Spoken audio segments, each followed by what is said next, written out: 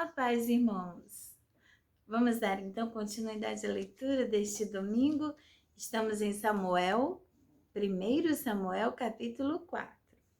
Naqueles dias, o povo de Israel foi lutar contra os filisteus. Os israelitas acamparam em Ebenezer e os filisteus em Afeca. Os filisteus se aprontaram e encontraram na luta.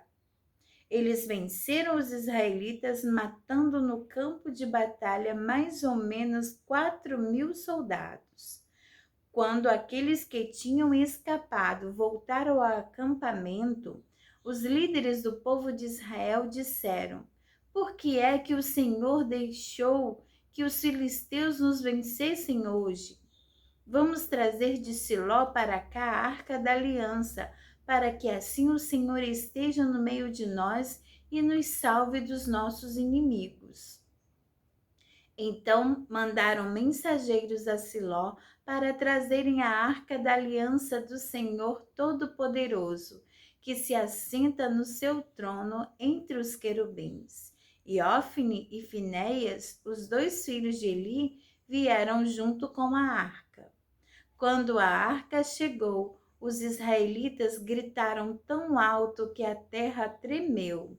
Os filisteus ouviram os gritos e disseram: Escutem esses gritos no acampamento dos hebreus. O que será que aconteceu?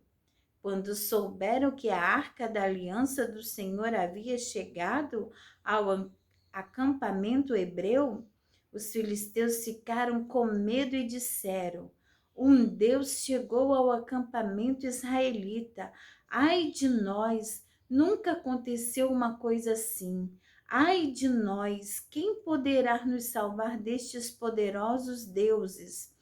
São os deuses que atacaram os egípcios com todo tipo de pragas no deserto. Sejam corajosos, filisteus, lutem como homens, ou seremos escravos dos hebreus, como eles já foram nossos escravos.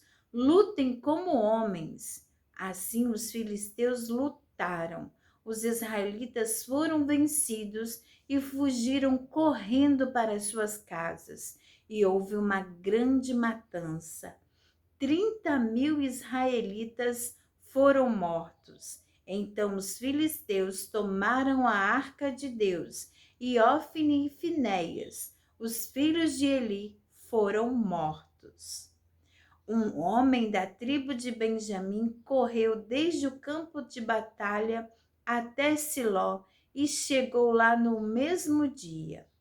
Para mostrar a sua tristeza, ele havia rasgado as suas roupas e posto terra na cabeça.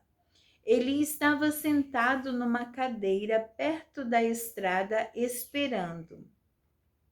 Ele estava muito preocupado com a arca da aliança. Quando o homem deu a notícia, toda a gente da cidade ficou apavorada e começou a chorar alto. Eli ouviu os gritos e perguntou: Que barulho é esse? Então o homem correu para contar as notícias a Eli. Ele estava com 98 anos e completamente cego. O homem disse: Eu fugi da batalha e hoje mesmo vim correndo de lá até aqui. O que aconteceu, meu filho? Perguntou Eli. O povo de Israel fugiu dos filisteus, respondeu o mensageiro. Foi uma terrível derrota para nós. Além de tudo, seus filhos, Ofne e Finéias, foram mortos e os filisteus tomaram a arca da aliança. Quando ouviu falar da arca, ele caiu da cadeira para trás, perto do portão da cidade.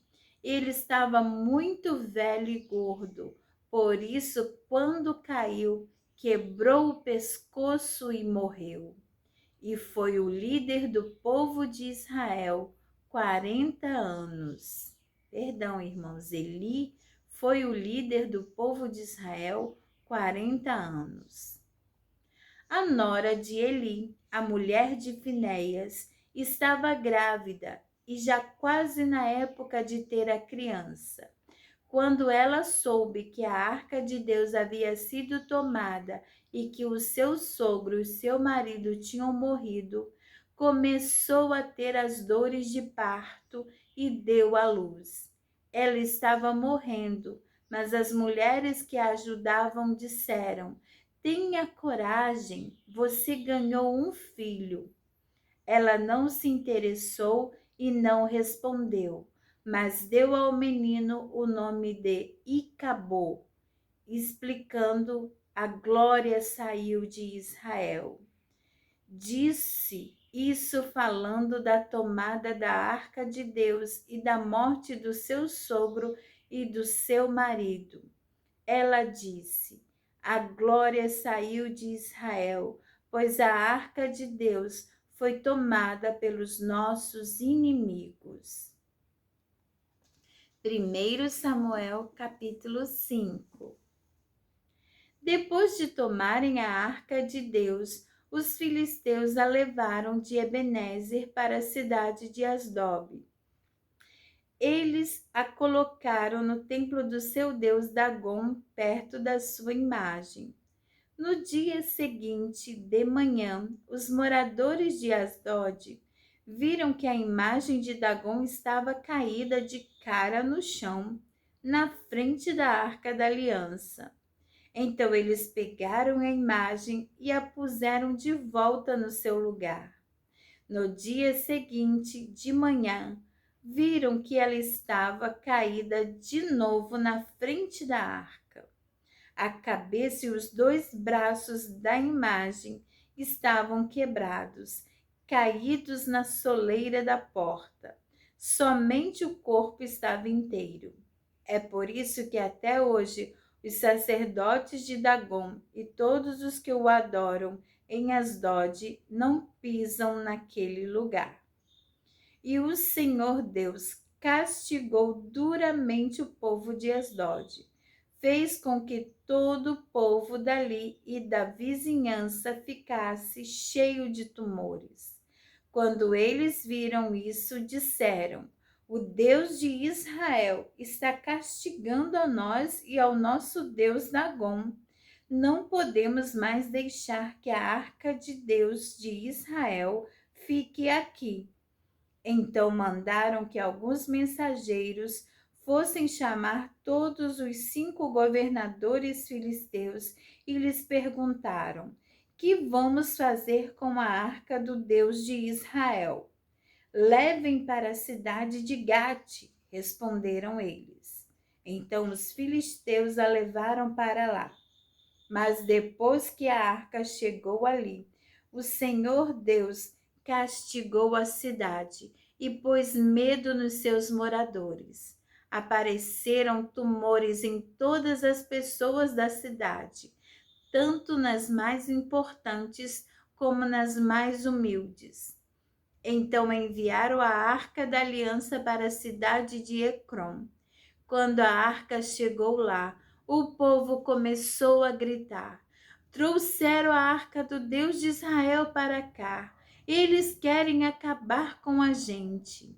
Então mandaram que alguns mensageiros dissessem a todos os governadores filisteus: mandem a arca do Deus de Israel de volta ao seu lugar, para que ela não mate a nós e as nossas famílias. Houve morte e destruição em toda a cidade por causa do castigo severo de Deus. Os que não morreram ficaram cheios de tumores, e os gritos dos moradores da cidade subiram até o céu. Amém, irmãos. E aqui nós encerramos a nossa leitura do nosso domingo. Que Deus abençoe você, sua vida. E, irmãos, e que coisa maravilhosa saber que o nosso Deus é Deus que responde às orações. Meditando nesses primeiros 5 capítulos, vemos como Deus é fiel e como Deus honra aos que são humilhados e como Deus os exalta para a glória do seu nome, não para a glória do nosso nome, mas para a glória do seu nome. Ai, irmãos, que possamos estar sempre vigilantes, sempre atentos, colocando a nossa vida no altar, na direção da vontade de Deus, para que não sejamos derrotados, achando que o Senhor está conosco, achando que o Senhor está se agradando de nós, e na verdade não está. Que possamos, como Paulo, pensar que nós mesmos não estejamos nos enganando e perder nós mesmos a nossa salvação. Que Deus nos guarde, que vigiemos, que oremos, que consagremos as nossas vidas cada dia ao Senhor. Que Deus nos use para a glória do seu nome. Deus abençoe o nosso dia. Estejam todos com a graça do Senhor. Amém? E até amanhã, se assim Deus nos permitir, deixando sempre o seu comentário aqui, que nós amamos ler. Não temos respondido esses dias, nos perdoe, mas estamos lendo todos os dias. E Deus abençoe cada palavra, cada mensagem que você colocar, seja levada a alguém em especial. Deus abençoe. Amém?